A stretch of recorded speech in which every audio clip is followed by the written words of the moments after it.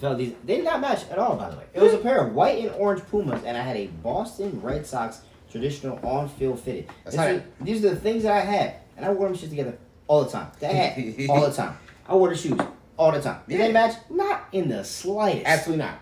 But anytime I had a shit on. When you were younger, you didn't have a care in the world. I remember when the first thing I wore in 9th grade was a teal shirt. Mm-hmm. And I had a pair of like red, blue, and like gold dunks on. That's like the dunks. They were like really, really nice. I had some jean shorts on or some shit. Yeah. Like, if I wore that shit out right now, someone would be like, "Are you going through something? Is everything okay at home?" But meanwhile, I was like, I felt like I was fine. I felt like, yo, you on top of the game. And sometimes I kind of miss that carelessness and the ability to just be like, look, if you took that picture right now, bro, you post that and people be commenting underneath for like, yo, here's a hotline for you. You need something, if you got to GoFundMe, I got you, as bro. opposed to Fit Me or whatever, because you had 3 favorite pieces opposed to the 3 favorite pieces going together. Right. So I don't know. It's just it's definitely a different world that we're in these days. Like everybody is, I would say, paying more attention to detail, to say the least. Fair. You don't want to double up on some shit because, and we do that shit too. We've both been victims of that shit. You might put on a fire-ass fit. We both been there. You put on a fire-ass fit. You realize you don't get no pics. And the first word is coming off, I can recycle the shit. Damn right. Because you getting ready for that picture. Somebody gonna see the shirt. Exactly. Right? Yeah. And then there's also days where you put some fire-ass shit on, like, somebody gonna see me. You might just fucking run to the mall. Right? You might not take no pictures, but somebody gonna see your ass because you know you look good as fuck. You walked in the mall 3 times. Right. You use every fucking exit and entrance in the goddamn mall. You may have just walked away with one fucking bag. But everybody and their mom saw your ass, and that was the prime point. So my man went to the mall to the Rite Aid to buy gum in the damn mall. Why? Because somebody gonna see these sneakers. Y'all gonna know. You know what I mean? Y'all gonna see these sneakers. Y'all gonna see this fit, and we gonna pull the fuck up on you. And that's how that should go. But I just feel like in this day and age, and to answer your question specifically, what changed? It's social media. Social media, it's the sucky part of it, governs our life. Think about the days because we've also admitted to this shit on the show as well too. Think about the days when Instagram was really popping and everybody was doing the shit for the likes. You post a fire ass picture. Hour later, you only got 30 likes.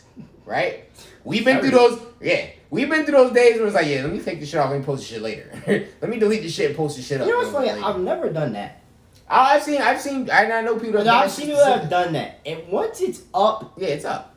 I don't take it down. It's up. I've taken down old ass. In fact, I was just talking to one of my friends about this week. I've taken down old pictures where it's kind of like, I don't even understand why I even really post it. Like, usually it's like something from like 2014 at midnight. You're like, why did I post this picture of this ham and turkey sandwich? I don't know what was going through my brain at the time. Mm-hmm. But it's like, nah, because to me it's kind of like, did you post it for yourself or did you post it for other people? Yeah. And the answer is honestly yes to both. Yeah, of course. But for you to take it down, spin it back, but yo, that's I did it for myself. Yo, response. No, you did it for them. No. You did yourself. You post whenever you want to. No. I was fired at 1 a.m. on a Tuesday night. There's nobody on there. I feel like if I'm doing it for everybody to fuck else, I need their fucking likes. I need their approval. Oh, you mean okay? You mean like that? Yeah. Okay. If I'm doing it for everybody, I need their approval. I need the likes. So you're saying you're doing it for yourself because of the approval of others. Yeah. I was saying basically the same thing, but the opposite. Basically saying like you did that for other people to see this. It's not just you saying, hey, I'm putting out some content. It is what it is. I'm gonna let y'all see it whenever y'all feel like. If you like it, don't like it, whatever. We keep it moving. But you you did it like, oh, I looked up the algorithm and it says Monday at 6:08 p.m. and I feel like nowadays I don't give a fuck. Like I think recently I posted a picture, and one picture I posted literally 24 hours between the two. One I got like 100-something likes within an hour, and the other one I got like 40 likes within 24 hours. And then guess what? That 40-something likes picture is still my goddamn page. So I feel like I've reached that stage of life where I don't give a fuck what y'all think. Because guess what? I'm still posting that shit. Yeah. Well, the other thing too is, and here's the other part, right? Yep. So if you get 100 rando likes, or let's say you get 40 likes from all the joints you want to see, and you know what I'm talking about. Yo, like there's certain things like all right. Certain people, certain groups. Yep. Yo, I need to make sure you have to see. make sure you see the fire. Yep. Your fellas, your good friends. My man out there with the sauce on. Yep. Or you get the 150 likes, but it's a bunch of randos. Nah, I'd rather get the 40, and I know. Sometimes. And I know. No. This is me every single time.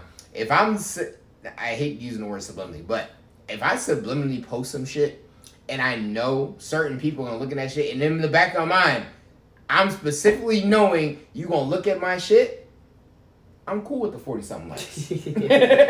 Because my end goal was the post for me, but it was a pull at y'all motherfuckers, because y'all gonna see that shit.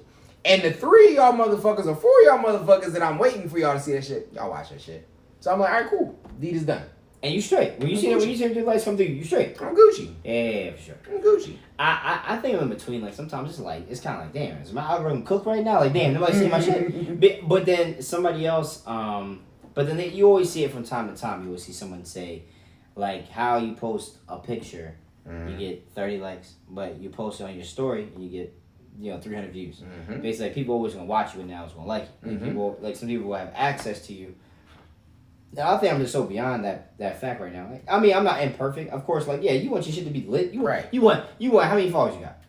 1,500. You want all 1,500. You want all 2,000. Yeah, every single human being, bot, robot, porno page, everybody got like my shit. If you viewing my shit, I expect you to like my shit. You want somebody to share your shit to shade room and say, this man stepped outside today and whatever. Absolutely. But I think at the same time, I have a similar thing where it's like, sometimes, like, you see the core, you see the people, you like, all right, that's cool. I'm fired. That's all that matters. And you kind of keep moving from there because the thing, too, is that I don't care enough to figure out algorithmic occasions to when to post something, when to say something, when to put it down, the right comment, put it something, like, I feel like generally, when I post something, it's usually because I'm moved by a caption. And I'm like, I want this caption.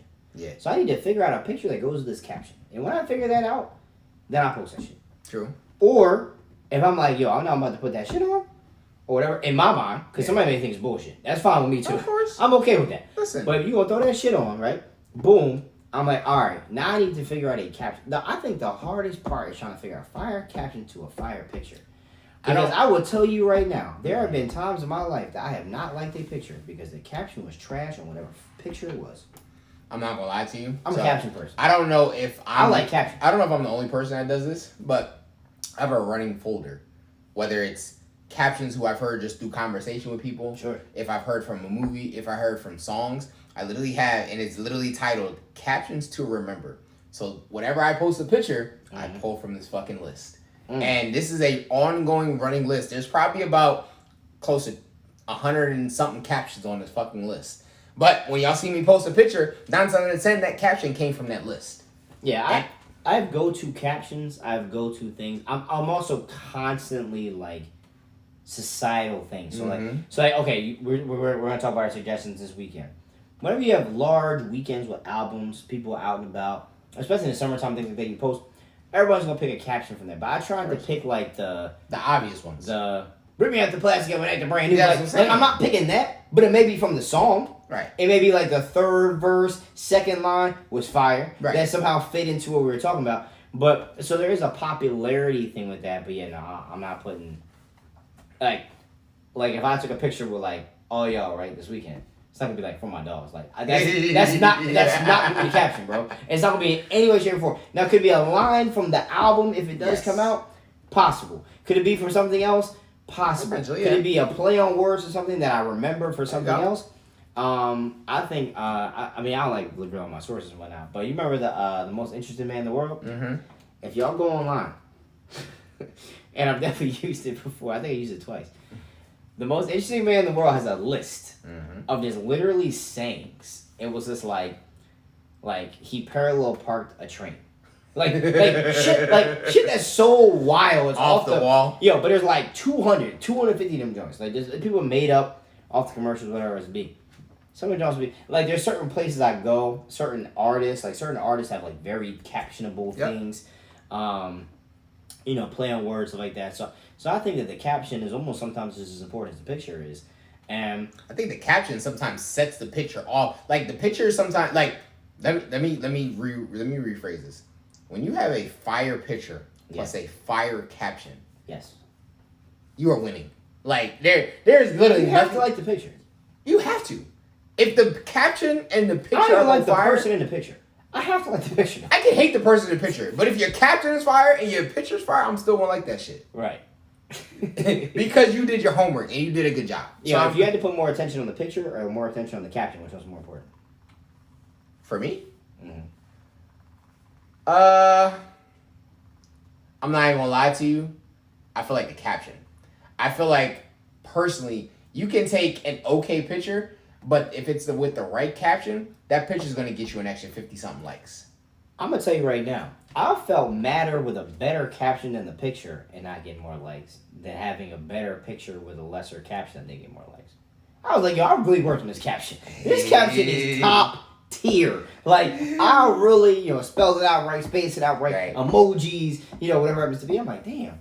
Now the picture part, like, the picture's gonna be the picture. You know what I mean? Right. But it's like, there's only so much filter work you gonna do this, do that, right? But I was like, damn, like, I really pulled this caption out.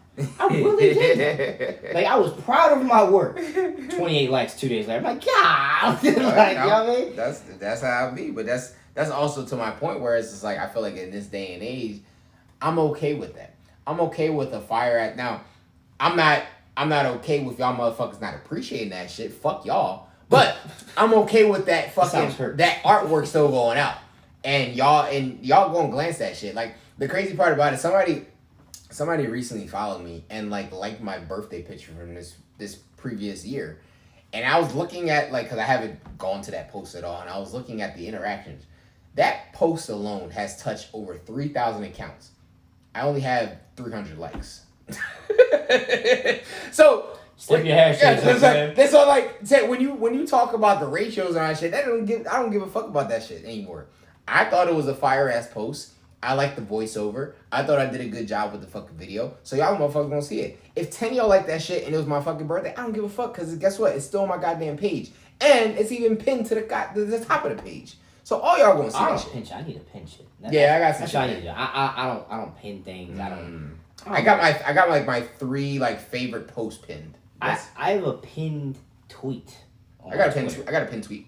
Because I don't know if I ever changed that. I really like it was and if you ever go on my Twitter page, by the way, it's pages it's down the brunch, right? Yeah, it's the Kevin Hart brunch. I was saying when Kevin Hart was talking about it, basically the book ends how you want it to, but you're constantly writing chapters, things like that, how you want your book to end. So fire. Because also the funny part was this man is 5'2" in a circle of all these rappers. They're like, oh okay, and they went to toast, the man disappeared. But it was cool like that, and I was just like, wow, like that was something that was kind of motivational, kind of cool, something that was memorable. I don't know if I ever replace it. I have no idea. It's something that just kind of means something to me, which I think is cool. So it's kind of there, but yeah, I don't know. Like you said, you liked a certain picture. Like what makes you post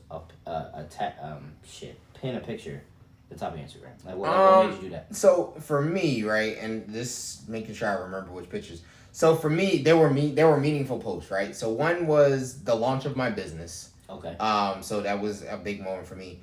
One was back when when we were walking on. Good you didn't say the name of the business. I was gonna charge you, so that's good. Are you gonna charge me to say the name of my business? So shout out to Boobie Cuisine. You're talking to the head chef, so tune in. You know what I mean? And for $150, we'll say your business. There you go. Yours $150. The other one was the Juneteenth walk that we did. And then another one was 2020. Yeah, back in 2020. Okay, gotcha. Okay, George Floyd. Okay, back in George Floyd time and all that stuff. And then the other one, I was just trying to get a sponsorship from Colgate. I had a really nice smile. You damn right. There you go. You damn right. That's how that went. But they're all meaningful posts. So but I've seen some people who will legit post just kind of random shit. I also seen, and this is probably one of my favorite aesthetic. I have way too many pictures to do it. The people who do 3 pictures and then they kind of take up space, so it'll be 1, 2, 3, but they always post 3 pictures at a time. So that when you look at their whole Instagram page, it almost kind of looks like a comic strip or a collage. It's kind of dope. I've seen those as well too, which are kind of pretty cool. Yeah, y'all got too much free time. Yeah, some people do. Yeah, I don't know how many posts I have. I don't have the exact. Like you have like all yours like white framed out. Not on the all side, of them. To a certain point. There's like a certain cutoff point where I don't have them framed. It's precious. I don't even know how to even do that shit. I post my face, keep the shit moving. Come back. Somebody comment. All right, comment back. I think at some point I seen people doing like different aesthetics on their Instagram page, and I was like, I kind of like the frames, so I kind of started doing the frames. I would have to go back and archive all the old ones, but so that my page just everything is in a frame. But that's a lot of work right now. So what you see is what you're gonna get. I love that you care that much. That's good. What you see is what you love that you won't goddamn get. Oh shit! Well, I don't know what part you want to tackle first, good sir. We were talking about it live. I got you. We're talking about it live right now. We are in the midst of. We're getting to the tail end of the summer. Some kids in the tri-state area are back in school. Some of them are gearing back up to school. Labor Day is right around the corner. So there's a lot going on from our side of the world. So, kind of with that, there's a lot of different expectations that comes with it. And one of the big ones from a technology standpoint, right? We get to, who are the heavy hitters when you think about technology? You got Apple, you got Samsung, absolutely. You got Google, you may have Motorola, IBM. Acer. Yep, Acer's out there. You got your heavy hitters. Yeah. So for one of those heavy hitters, I would say a good majority of the population, that being Apple. Some of you were involved in the Apple lawsuit a couple years ago. Civil suit, excuse me, my bad. Civil suit, where Apple was deemed at fault for slowing down or deliberately slowing down some of your phones. Now, Apple's messaging behind it was, to preserve the battery, because if you know anything about technology, you download the new software, guess the first thing that goes is the battery, because it uses way more power than the last update that it had. Sure. Right? So they deliberately slowed down the battery charging, the battery, and all that stuff, and customers found out, so there was a big-ass civil suit. And Apple will soon pay between $310 million to $500 million to millions of users whose older devices were slowed down after the software updates in this class action lawsuit. So, do you feel as though, because this time, those who are in technology, y'all know it's the end of August. What happens in September? Apple's getting ready to launch and announce their new phones, their new devices, new programs, new plans, all that other shit. I ain't buying shit this year. So, with all that being said, y'all ain't give me this shit. With all that, all y'all Apple Kool-Aid drinkers, right? Yeah. What does this do to Apple's legacy? Do you feel like this diminishes sales this coming year? Absolutely not. Yeah. You think too many people drank the Kool-Aid? Absolutely. Too many people drank too much Kool-Aid? Let me explain this on a high level, and then we'll go to a different level. They got caught with their hand in the cookie jar, basically trying to push people to update devices that were so damn efficient that they were not slowing down fast enough. They were not being replaced fast enough. They were trying to do these things. There is software updates things that you can literally put in the programming of the software that certain features will stop working, certain things won't be as efficient, whatever happens to be. This is not the first time they got caught at all. And I'll be there as the last time they got last. caught. But people put enough space together, I would say, and having worked in technology for the majority of my adult career, it is funny that they got caught. Because it was like, yeah, we did that. Yeah. Now, the other 12 or 15 different times they did that, did anyone catch them? Who knows? Absolutely not. Did you already replace your iPhone? Yes. The iPhone in your hand right now that you may be listening to us on. The bulk of y'all. Maybe you watching us. Maybe taking photos. Remember those selfies that random person asked you to take in the museum? Yeah, that iPhone you have. And the next and no matter if you bought it today or not, in the next 2 to 2.5 years, you will have a newer one. Yep. I am willing to guarantee if you're listening to this right now. Some of y'all gonna have a new one every year. I know some of y'all personally. What is stopping you from buying a new one? Maybe it's cost, maybe it's maybe that. But it demonstrates the fact that you know it's going to slow down. You know it's going to slow down just naturally. Right. There are certain aspects of it that were honest. but there are certain parts of the program that were put in place in order to essentially kind of speed up that process. Right. I think it's gonna be like, oh no, Apple's so shiesty. 3 weeks. Everybody's going all that, what, 4 weeks? Yeah, 4 weeks. People will be right back in line. Waiting for that next goddamn phone. Or they'll at least be watching what is the new feature out. They'll be doing the proper updates for their phone to the new iOS. Mm-hmm. I mean, I don't know if there should be some extensive punishment. Oh, they should have to do this, do that. Oh, and I'm also going to tell you, by the way, that $310 million and $500 million amongst millions of people in that civil suit, you will receive your $20 and keep moving on with your life if you care to fill out the form to do it. Right. Not going to lie, I think I filled out one of those civil suit forms, I think back in 2017. Did they call you? You getting your money? But yeah, that may be the same one. Not even gonna lie. That might be the same damn civil suit they may have just settled. Mm. So I will receive a check for $15 at some point. I love that for you. Cha-cha-cha. Somebody's going crazy in a salad works, and that's about it. I mean, that, you got 2 cups of coffee, and you just wait a couple ways, you spend $15, man. 2 cups of coffee. Sheesh. Ah, shit. Yeah, so, I mean, I don't think it's going to stop the money train. Apple is one of the most profitable businesses in the history of business. Mm-hmm. Yes, they will have ebbs and flows and quarters from time to time between products and things like that with any other business. But unless they decide to stop making cell phones, Mm-hmm. which only the Lord would know why they would ever do. Soon. I don't see the money train even skipping a beat. Yep. So I mean, Okay. I'm gonna continue. I would say the same thing too. Like, I don't really see Apple skipping a beat with any of this shit. Like, we aren't that far removed from a new Apple phone, Apple device. $500 million to Apple Yes. is It's a a speeding drop in the ticket to bucket. majority of us. It's literally all this. Yes, that is like asking us for $100. Yeah, it's Just be chilling. To your point, like, I just feel like there's just far too many people that drank way too much Apple Kool-Aid to say, yeah, no, we're not going to get the new device because of this civil class action lawsuit. Like, I get it. We all in the same boat. all my shit is in the iCloud, and I don't know how to get it down. So I'm just gonna rock out until they stop. I used to be a Samsung user. Once I made that switch to Apple, Apple had me. Bought the fucking watch, bought a fucking iPad, bought the fucking headphones, bought the fucking AirPod. It's a wrap. It's a wrap. Everything talks to each other. It's a done deal. Yeah. So once you really sip the Kool-Aid. Now the funny part is, all these things do work with other devices. They do. Just Android can use these devices. just nowhere near as well. Not even remotely close to as well. Right. You just miss out on some of the key Apple features. And guess what? AirPods are not the only wireless earbuds out there. It's not.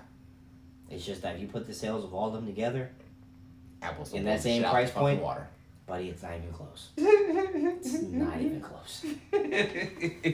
Like, it's disrespectful.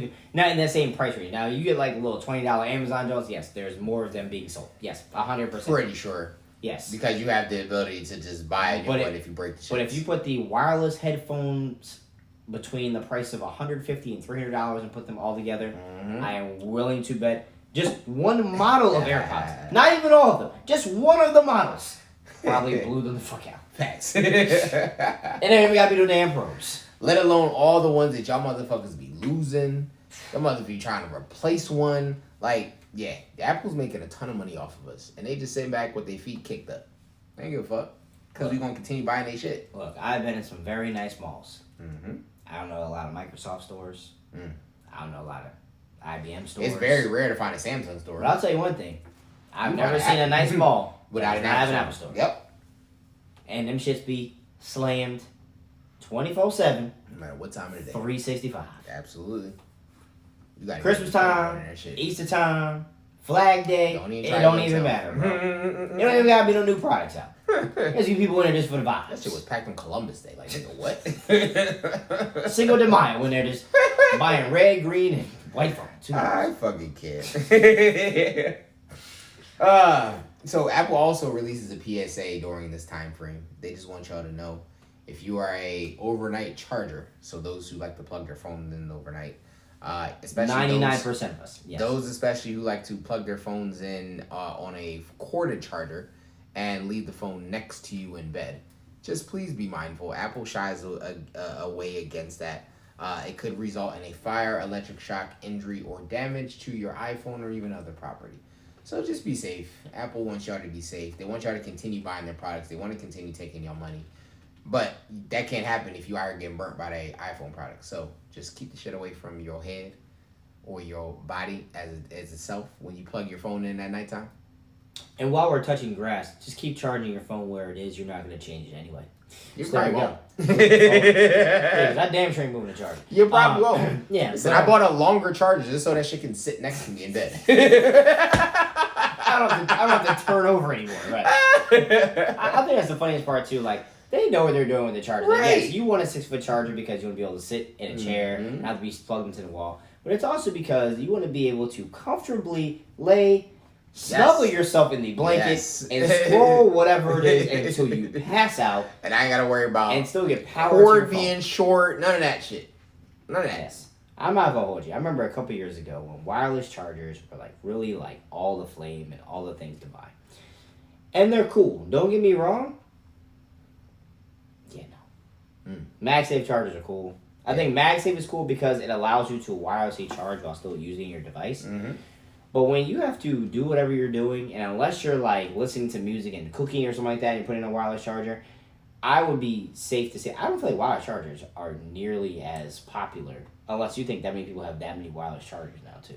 I feel like that many people have wireless chargers, but do they use them? No, I don't feel like they use them as much as I I was going to say I feel like people are still accustomed to the old school way of charging a device. Hey, let me plug this up, and they probably have the plug sitting next to 3 wireless chargers. Like when you pack for a trip, Mm-hmm. do you pack a wireless charger? Absolutely not. Absolutely not. I grab my short Right. cord and my long cord. Right, exactly. Right. That's what I'm saying. I'm like, I feel like I have wireless chargers of varying age, of varying this, of varying that. Right. I got options, but I got a MagSafe charger in my room. Ask me last time I used it. I don't fucking know. I'm trying to remember where mine is right now. Mine would be in a drawer. Oh shit. Like literally mine is next to my bed, but my long ass charger cord from Apple is also next to my goddamn bed too. So at that time when I'm trying to scroll and have my shit charging, I'm grabbing that long ass cord. That's how I see that shit. I had probably 2 or 3 of them shits. Couldn't tell you last time I actually utilized one. Right? I think it's also just like the idea that wireless charging doesn't work as well as like the wired charger, which I believe it. No, I think they're close now. They're closer, with certain yeah. ones. Definitely. But I think for a while, I think it was because it was like less efficient. You kind of were like, you know what? It's also the speed of the charge too. Like you put that shit on a wireless charger, this should be going, and you was close to 24 hours. Why my shit still charging? You put this shit on the cord, shit done in like 10. I'm gonna say 15 minutes. You got 30%. I'm like, all right, well, this is clearly the more ideal fashion of doing Right. this.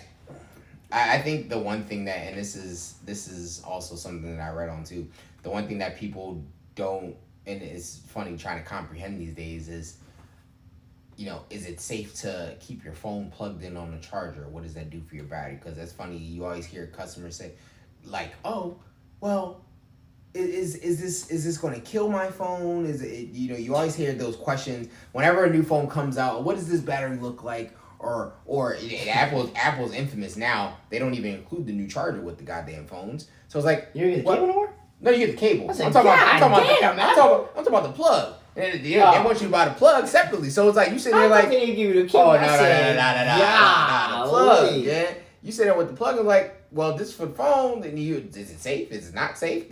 So there's still a lot of, unless you're a person that literally monitors your battery life, it doesn't really make a difference. If I'm being real with you, just utilize your Before your battery needs to be monitored anyway, you're replacing your phone. Right. Your battery's fine for 2 to 3 years. Yeah, I don't know. You're fine. Trying to figure out how we turned this into tech hour here. But I don't fucking know. it's all right. Listen, we talking to those who are technology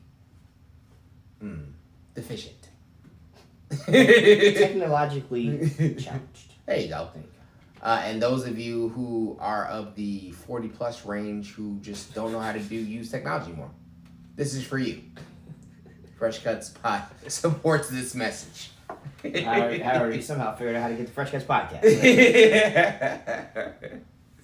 That's good. So. Well, speaking of Apple, they are located on the sunny side of California. And California... Is there a non-sunny side of California? I'm sure there is. I haven't explored the entire California to know off the top of my head which one's sunny, which one's not. But I'm pretty sure there are some non-sunny parts of Cali. What do they call it? Inglewood. Sure, why not? Yikes. So Cali just recently went through some shit in the news, more so from Mother Nature. They just experienced their first hurricane in how many years? Tropical storm, hurricane from Hurricane Hillary. But also, while facing this hurricane, they also faced a 5.1 magnitude earthquake. So California, a state that is known for earthquakes, a state that, I know I've joked, and I know the media joked about California one day falling off the United States and its own entity. The fact that this shit happened is actually kind of scary, and it's actually becoming more of a reality, because California isn't one of those states that you hear of, is now underwater from a hurricane. California is not, now granted, it's a coastline, right? So you would expect hurricanes and shit to go out the way, but they're not a regularly scheduled state to receive a hurricane. It's more of an East Coast thing. Yeah, so the thing is, there are two separate hurricanes, like hurricane seasons, hurricane names, and things like that. Like, the naming of hurricanes on the West Coast is different from the East Coast, things like that. But as you would easily tell, on the East Coast gets way more because of the warm water, the patterns, yada, yada, yada. We're not going to do the whole science show. We're going to do the tech show. Of course. We got to save science. Listen, we got, you know what I'm saying? Right. Tune into next week's episode of Jeopardy. Bill. But essentially, the way this hurricane hit, one, I would say I feel like there was a extreme lack of preparation for it, for one, on California's part. Very similar to, I don't know, a small boot-shaped state that got hit by one in 2006. Moving forward, but also, majority of the populace in California, in Southern California, are sit between like 2 or 3 tectonic plates. Yes. That at any given time, if they decide to get busy, so dumb. You have beachfront property in Utah. Like, and I think that's or Nevada. Pardon. No, I would say it's Nevada. Yeah. Yeah, I'm saying shit. If it's Utah, oh my god.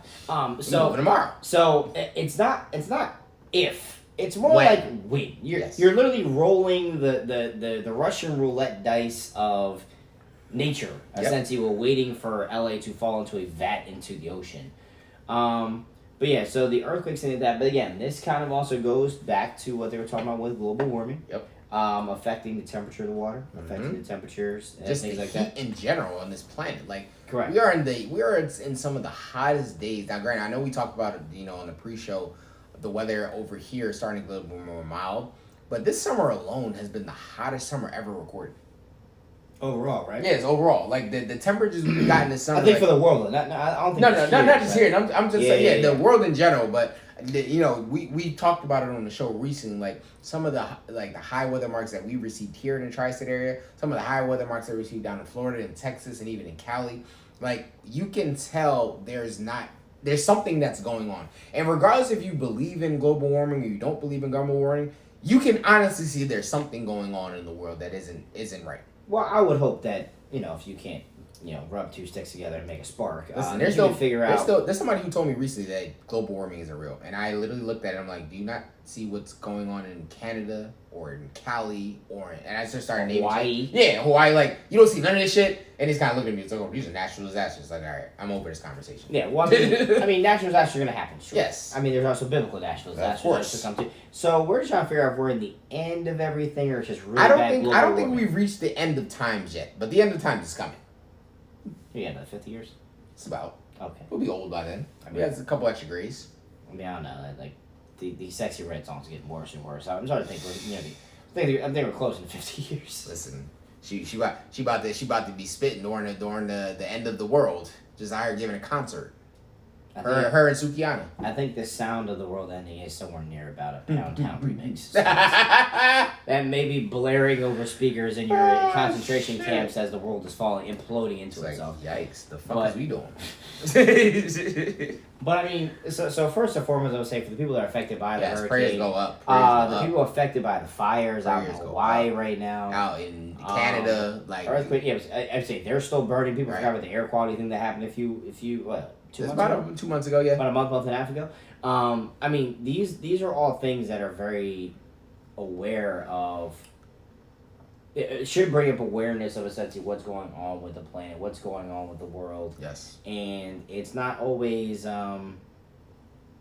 not always sunshine and rainbows, buddy. Yeah, but I mean, it's also not something that's going to happen in 1 year or 2 years. It takes time. Sometimes this is 20 years of activity that has now caused this. And the thing is, we don't want, the coast to start getting hit with hurricane after hurricane after hurricane, because I mean, people can only handle so much and things like that. So, again, awareness is key. Hurricane Hillary, which I mean means that they had tropical storms A through G already. Right. But the hurricane actually made it to Southern California. Southern California, they always rain. Joke, it never rains in Southern California, because it doesn't rain a whole lot. So the flooding, clearly, they were not prepared for it. So. Yo, you know what's crazy? And I seen like some of the stories that's coming out, and we're big sneakerheads. Some of like the prime sneaker community store locations out in Cali are suffering millions of dollars of loss. Like I was looking at before we got on the actual show, they were talking about one of the prime locations out there that was getting ready for a couple of these Dunk Low launches this coming weekend, and even some of the Kobe launches. And literally had to throw away millions of dollars worth of shoes because their store was underwater. Well, you can also talk about that, but you can also talk about the uptick in store robberies at the same time. Yeah. Not even just in Cali, but across the country, where you just had these extreme daytime, regular, and some of these have been like the most lackadaisical looting I've ever seen. People walking straight through the door with their car. Shit. No mask on, not running. Yep. Now high luxury brand stores have been getting hit more recently, like Gucci, Louis Vuitton. There was a Christian Dior store that got hit really bad, things like that. But there's also been people who have literally just like, I'm talking about in a Home Depot, have a full cart of stuff, and just walked their ass out the door. And we always talked about when you were hired as a top flight security. Are you supposed to attack these people? Are you supposed to stop these people? What are you supposed to do? I don't know what to tell you. Because you're trained not to do anything, but your natural reaction is like, if you see... You ain't about to take the shit from my goddamn store. If you see a caravan of people just waltzing their ass out your store with all your stuff, you're supposed to wave? You're supposed to check a receipt? What you supposed to do? Well, by the book answer is you're supposed to help them fucking pack the bags. Because you don't want you don't want your life to flash before your eyes. How many people robbing you? You ask, excuse me, paper or plastic? Excuse me. We charge per bag. Would you like one bag or two? You sitting there, these cats like rob a cell phone store. Would you like a red phone or a black phone? Like, nigga, what? Yo, could you imagine that? Asking options? Nigga. Yeah, want all your stuff. Did you want all the color options or just the ones available? Like, but I mean, it's a very weird time right now. Mm-hmm. The delusion of whoever is talking about how much money people are making and the prosperity, things are still bad for a lot of people, and it's still very tough. And it's not getting any easier anytime soon. Everything costs more than it's ever costed ever in life. And by everything, I mean literally everything costs more. Everything. Your 2 cents now costs a nickel. Shit, I was going to say 8 cents. The fuck? I don't like pennies, so, you know. That's what they try and get you. I'll just hold the other 3 cents of my thought to myself. It's fine. I would say. Because I'm not going to carry the penny with me. I'm just using Apple Pay, keep shit pushing. I mean, we aren't condoning, crime and things like that. Again, I would say as with the people with the mugshots. I got a question. There's a question about crime. Well, no, it's not about crime. It's about the economy, right? We kind of had this conversation off air a little bit last week. So what happens in the next decade plus when a lot of the paper money gets off the streets and everybody's going to electronic money? For those people who are on the corners asking for some change and all that stuff, what happens to those folks? Because 9 out of 10, they ain't got no Cash App. They ain't got no PayPal. They ain't got no Venmo, no shit. There's no way that they can receive an electronic form of payment, but they're still homeless. They're still trying to get a quick bite to eat. To be honest with you, I feel like it's and to be honest, I haven't figured it out. Yeah. And it bothers me, like on like a social responsibility level. You know what I'm saying? Like no, I don't always like. I rarely ever have physical paper money. Yep. Change, things like that. But like there have definitely been times where someone asked me for something. I was like, hey, like I'm walking into a Wawa. Hey, can I get you a drink? Can I get you a coffee? Can I get you a sandwich? Yep. Like, you know, I've done things like that before, and that literally may be the only thing you can do. Hey, someone's outside. Hey, can you buy formula for my baby? Yeah. Yeah, I walk inside and grab it for them, or you bring the perfect. bag out to them. I remember when I was much younger, my parents, they very rarely ever gave somebody cash in the first place. Yeah. A lot of times it was like, I won't give you, like, I mean, because cash can be used for anything. Yeah, you already know. What So it's like, I don't know what you use money for, but if you're hungry, I'll get you a baby, sandwich. somebody needs Yeah, my diapers, parents do the you know, same shit. right. Like, you know, I may not do that. I may not give you the straight cash. So I think a lot of these things too is like people really don't give much more than $1 or $2 that's loose money in the first place. Yeah. So I mean, I honestly think it's gonna be like, hey, like, can I just get something from you? Can I try and do something for you? Yeah, but I haven't figured it out. And the thing is, when you're going to Apple Pays and Google Pays and Samsung Pays, or you're tapping money, they just did the Phillies game. Yep. I believe they're doing like a virtual scan of your face. Have you heard about that? I saw on. I didn't read the full news report, but I did see it. So there are places. So for example, I'm sure you've seen like Amazon Fresh stores where they no longer you no longer even pay for it. Right. You put in the card, it scans the card, it charges the card, you leave. Yep. You don't have to stop. There's no cashiers. It's trippy. I've been in one before. I won't talk about the result, but I'll just say that the juices were buy one get one free, I guess. There you go. I don't know. Scam me and charge me for one. I said scam man. Yeah, that's me. But I feel like when things going that way, if you're down your times, if you have hardship, I think it's literally like you're gonna be forced to be like, hey, can I get a sandwich? Yeah. Hey, can I get some diapers? Hey, something specific. I had a guy the other day when I left out of a place. He was like, "Yo, I've had a rough week. Can I get a beer?" And I was like, "Brother, if I had $4 for a beer, I would give it to you." But because of his honesty, I said, "Look, I'll give you $4. I know where it's going." Yo, he's going. That man's I love people that are honest. That man's going to buy him a beer at the corner store. I love when people are honest. Like if you're gonna ask me for money, you're gonna tell me how honest. Why not? Why not? I can't be mad at that. Now, I mean, if someone was honest, I would say, is there something that you, even if you took them to buy it, is there something that you wouldn't buy? If you came up and told me, hey, I need $4 to buy this little heroin needle. Fuck no. Oh, shit. Yeah, bro, I was really far. Fuck no. What? I'm not supporting your goddamn habit. But if you want some food or a nice little drink, sure. Hell yeah. I was not. I didn't even think that far. That is crazy. Hey, bro, I need this $4 for this heroin. I was thinking more like something like, hey, let me get $1 to buy like a scratch off or something like that. This nigga went immediately to hard drugs. To your point, what if said person asked you for $1 to buy a scratch off, and then in your midst of you paying for that scratch off, they scratch off and hit the lottery? I've never put a grown adult in that. I'm like, hey, like in your presence, hit the lottery. All right, first and foremost, that is how my life goes. That is so on par with who I am as a person, how my life has been. Yeah. I wouldn't even be surprised. I'd be like, you know what? It is what it is. Yeah. Just wash your hands. Hopefully you can break me off some maybe memory something. That is the way my life has been. Yeah.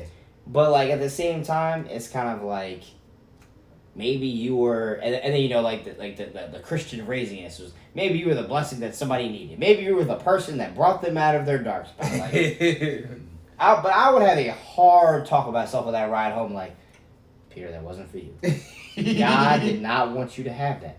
You are a messenger of the Lord. Like you are an instrument of Christ. Yo, you would have to. Yo, that's a hard talk. You sit there and scratch up like, oh shit, $1 million, and just spin off. Like you gave him $1. Meanwhile, that's the last $2 you had, and they trying to figure out how you gonna pay this toll on this bridge you trying to cross to get home. Sick. You ain't got no lunch for the rest of the week. You try to be a good Samaritan and get this man your last $2, then you got no lunch. You should try to get the rest of that bridge. They gonna charge that ass, I'll tell you right now. Oh, shit. Yeah, I mean, I don't know. I mean, you try not to think of things like that. But it's in the back of my mind. Like, I was talking to someone about that shit the other day. One of my boys, we were literally downtown, and guy came up to us like, hey, can I get a couple $? I want to get something to eat. And I had to your point, I had to say to them, like, hey, unfortunately, I don't have cash, but if you let me know what you got a taste for, I will go get it for you. I have a taste for it. Not even think of options. No. But there's a Wawa right here. No. I was walking. I was walking in the 7-Eleven. You were trying to advertise your business. That's what happened. No, you said I am a caterer. And I can cook anything you like. You put the menu in the pocket. Bull was in front of a 7-Eleven. Oh, I was walking into a 7-Eleven. Okay, you are a terrorist. So I wasn't going to leave 7-Eleven to go get this man a fucking 12-ounce steak. No. You see what store I'm walking into. So if you have a taste for something. So what if you said, I was thinking shrimp. I don't think 7-Eleven carries shrimp. So next option. Or if they do, I probably won't eat it, Chief. Listen. It'll be your last. Listen.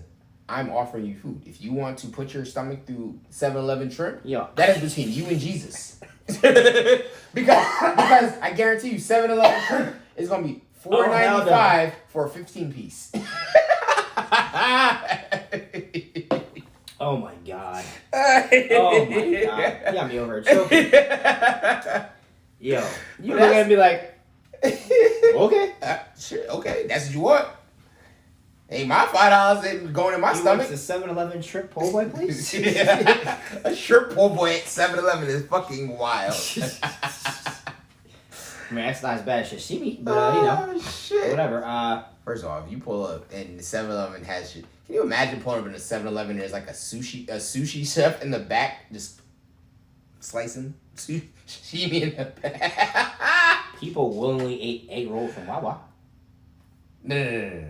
Egg rolls are already sketchy foods from places they belong at. I hear you, bro. But I've never in my life been at a gas station like, you know what I should get here, bro? A sushi chef in a fucking 7-Eleven, bro. I'm talking about the fucking chef hat and everything. You walk in that bitch and you got to get your Andy Capp's cheddar fries and a little Mountain Dew. And there's a sushi chef at the fucking register. You never wanted Andy Capp's fries and some hibachi chicken?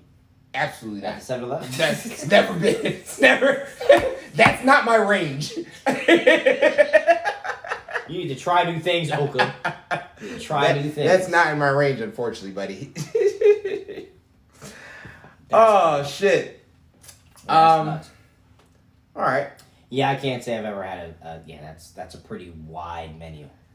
Yeah, no. If I ever walk into a 7-Eleven and there's a sushi chef in there, especially behind the counter cutting sashimi, I'm doing an about face and walking the fuck back out.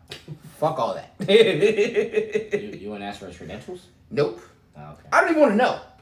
No. I would want to immediately know. Excuse me, real quick. Nope. You applied... Nope. No. You have to understand. You applied for a sushi chef role at a 7-Eleven. I need all my questions answered because clearly you're not making a lot of sushi right now. I need every question answered. Starting with, how did you find this role? How did you not call the police the second you saw the role? Shit. I feel like I would legitimately lose my shit if I walked in there and I seen that. Like, there's no room nor space for a sushi chef at a 7-Eleven. I'm good. But, like, how much food do you question that's in weird places? Is it, like, a certain quality of food? I think it depends on the place. Because, to your point, when Wawa got egg rolls, I was like, what the fuck? But then I had to remember that tons of places sell fucking egg rolls and just be putting shit in them. Yeah, keyword. What was that? Putting shit in them. Yes. So this is a Wawa. Let me put some shit in it. Yeah. I feel like absolutely. So when the first time I saw egg rolls on, and I think I said this shit out loud to whoever I was in the store with, I was like, I feel like this is whatever doesn't make it into a sandwich. They chop the shit up and put it in an egg roll and fry it and give it to you. So if you just got fucking someone order a chicken cutlet sandwich, someone order a roast beef sandwich, Not someone surprised by that. chop the shit up, put it in an egg roll. Here you go. Not surprised by that. It's a smorgasbord. And that is why. I've never wanted an egg roll and the word smorgasbord in the same sentence anywhere near my digestive tract in any way, shape, or form. Are you dumb? I didn't say I'll eat it, but I feel like when I saw that shit at Wow, I was like, you just got everything in here. I feel like they just literally, whatever didn't make it into your sandwich is in that egg roll now. And now it's going to another customer. But I feel like a lot of people like don't question enough stuff. Like, oh no, we definitely don't. Definitely don't. You saw what happened with Arby's a couple years ago. Huh? You don't remember the fucking Arby's was making fucking meat in a bag? It would come out with the mushed meat, and now it goes on the fucking. You don't remember that shit? Wait, meat in a bag? No, I ain't never. Now, granted, I don't eat at Arby's, but you don't remember the shit was all over the news when they were like, yeah, Arby's got meat in a bag, and then they were like under a fucking lawsuit some shit for a while. I'm about to Google that. Wait, meat in a bag? It was literally like mushy ass meat in a motherfucking bag. Absolutely. Wait, that's immediate jail time. Meat in a bag? Hold on. I think it was like the roast beef or some shit. The real reason Arby's roast beef is cooked in a bag. Yeah, So if you read that, you let me know and you let the people know because I ain't eating no fucking meat in the bag at Arby's. It's cooked in a bag at the franchise instead of being pre-cooked. Oh, so the roast beef is shipped to the franchise unsliced in an airtight bag. They've changed the process though, according to Mashed. No, Mashed is the thing. It's not mashed. It's no, I didn't say it was mashed meat. It's well, just when meat it was that came according from to Mash. Mashed. Mashed was the place you roast. Oh the article. yeah. But what I'm saying is, if you deliver me a meat in a bag, regardless if it's airtight, sealed, pressed, mashed, I don't give a fuck what it is. No, the fuck. Yeah, that's. I'm not one of those people that's keeping Arby's in business. Unfortunately, no, that's not happening here. So I don't know much about random bagged meats, but you know.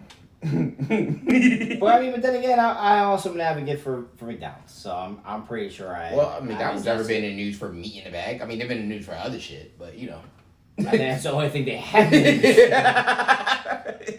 What was it last week? There was a kid who bit into a chicken nugget with a fucking rat, and there is a part of a rat in it. And they went to the store and tried to explain this. I don't remember exactly where it was. But they said they were suing McDonald's with the lawyer, essentially, because they said the child had PTSD and now won't eat meat anymore, which is an honest response. No, that's real. And they took a picture of it and it looked like there was non-chicken in it. It wasn't like fully non-chicken. It was chicken and something else, which basically means that because the way the nuggets are shipped to McDonald's, it wasn't the store's fault. Right. But they are like flash froze, whatever it is. So basically it means that something died. They're pre-cooked. There was some mouse or something like that died. Somehow got into the meat grinder, meat chip, whatever it happens to be, got caught up in it, then freeze fried.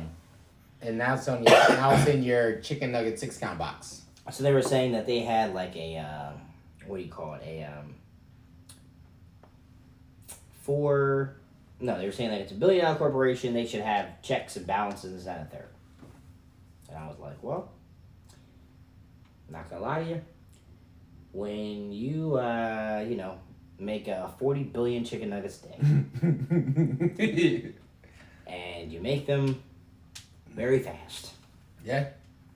You might miss some shit. Like a tail. Now, a fucking mouse, that's kind of bad. Yeah. But I am hard pressed to. That's pretty large for. I am hard pressed to believe. Well, it wasn't like the oh shit. It was clearly like clearly I guess it had hit like the meat grinder or something like that. Yeah, it was like chopped up and shit.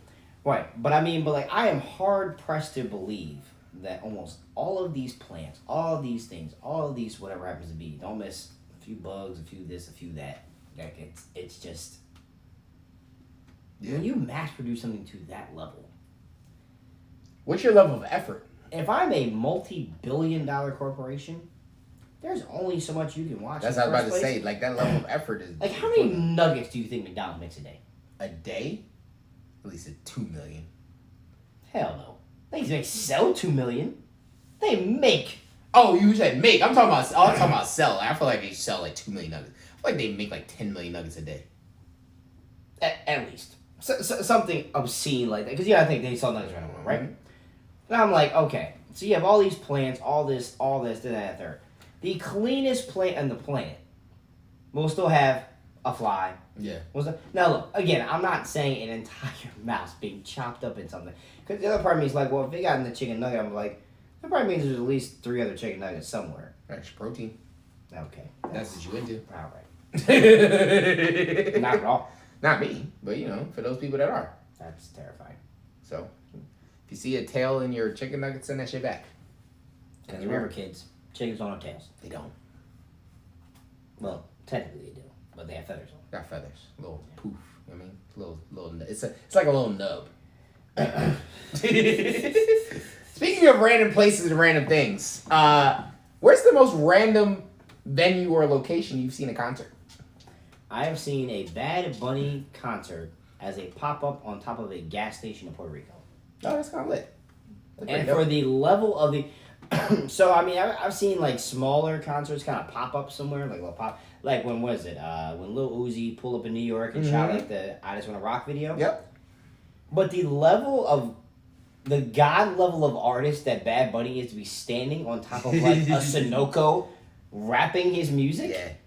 And there's just people as far as the eye can see in every direction. It's pretty random. That's pretty dope. That's pretty dope. How about you? If I had to choose one, it's probably still the top of my list from one of my favorite. I don't know. You can't really call this a concert experience, but we're gonna classify it as one. Was Jadena. He did his random pop up in Philly a couple albums ago, and I got to smoke with him literally in the middle of his session, which is actually pretty dope. But it was a random art studio in West Philly, and the shit was sold out. Mind you, this art studio maybe fit full capacity about 60 to 70 people. If you take the people that were in there plus the people that are outside waiting to get in and all the people around, that's probably about a good 500 people. And this man like literally runs out the fucking exit door and then goes out, and then it turns into a block party before he runs back inside and everybody like comes back in and shit. So that shit was probably the most random venue, random location. But what would you do if you were you try and get, it's lunchtime, right? And you Well, I didn't want any chicken nuggets. No. You had some chicken wings on it, right? You wanted a little kick. You might have tried to get the new, let's call it the new ghost pepper chicken wings that you only get at Popeyes, by the way. So you pull into this Popeyes parking lot. You expecting to get your ghost pepper chicken wings. Next thing you know, you look to your left, and guess who the fuck you see? Who? Sukihana and Sexy Red. Jesus. Giving a whole fucking concert in a Popeyes parking lot. What's your next move? Yes, I'd like fries on the side of that. And no, I'm not stopping that. I would probably look and be like, I would be intrigued by, okay, these are popular people. Yes. And people can lie and all this. When you see a celebrity or see something, especially at a place that you really don't expect them to be, you're kind of like, the fuck? That's the fuck. That's literally the first thing I know. The fuck. Yeah, am I tripping? Is this really that person? Mm-hmm. Whatever. I think I'm like that when I see a celebrity on the street or just kind of in general too. I'm like, am I tripping? Did I just see XYZ? Like, did that person just walk by me type shit? I've definitely been there before. Where you just kind of walk by somebody and you don't notice it until like 30 seconds later, and you don't want to be the creep that like, hey yo, like, nah, I ain't doing all that. But you sort of like, wait, am I tripping? Did I just walk by XYZ? Like, yeah. So I get what you mean. I mean, I've definitely done that. Like, I've definitely been different places, and you walk by somewhere, and you're like, I'm pretty sure that was, they were there. And then you see them on Instagram a couple hours later, like, oh, I did see XYZ who I thought I saw. Definitely been there a few times. Yeah, but I mean that. Like, what were they singing? Like, was it a music video? Oh no! They were giving like a whole fucking concert. To who? Like, were there people there? Wow. I think put to a random Popeye to sing to yourself is insane. Let me rewind this. I think Sexy Red is trying to work on a partnership with Popeyes. I don't know if it's for a sauce. I don't know if it's for a menu item. I don't know what it is. But I think whatever a menu. Whatever Popeyes this was, her and Sukihana was in a parking lot giving a whole concert. Somebody's comment literally sent me, it was like, hello Jesus, it's me. Put your sandals on and get down here. That was someone's comment to the shit. But it was just literally just the both of them holding bands of money, just kind of rapping back and forth. I'm not gonna lie to you, they cannot rap to save their fucking lives. But that's neither here nor there. That's just me personally. Yeah.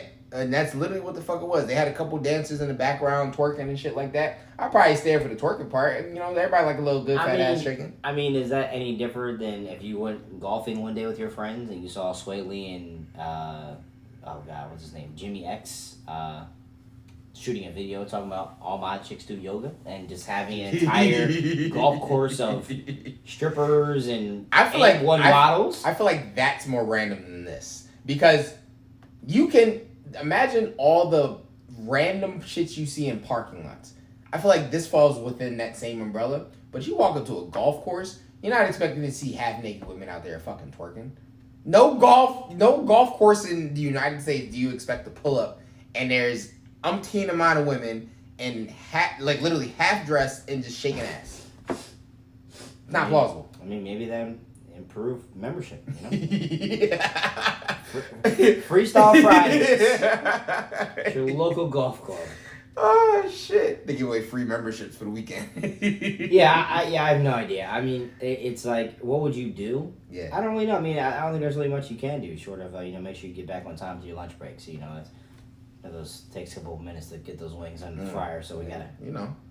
I'd probably take a picture of it and be like, y'all ain't gonna never guess what I saw today. Yeah. I better do some shit like y'all look who the fuck I ran into. Y'all ain't never gonna believe what I saw today, y'all.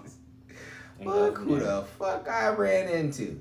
Yeah, that would be on some shit like that.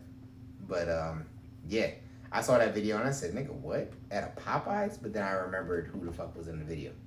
And then they be out here just doing the most random shit anyway. So here we are. Wow. Yeah, that's how they be. Well, I don't know which direction you want to head now. We can either talk about the government. We can talk about Angel Reese. We can talk about Drake. We can talk about 50 and Drake.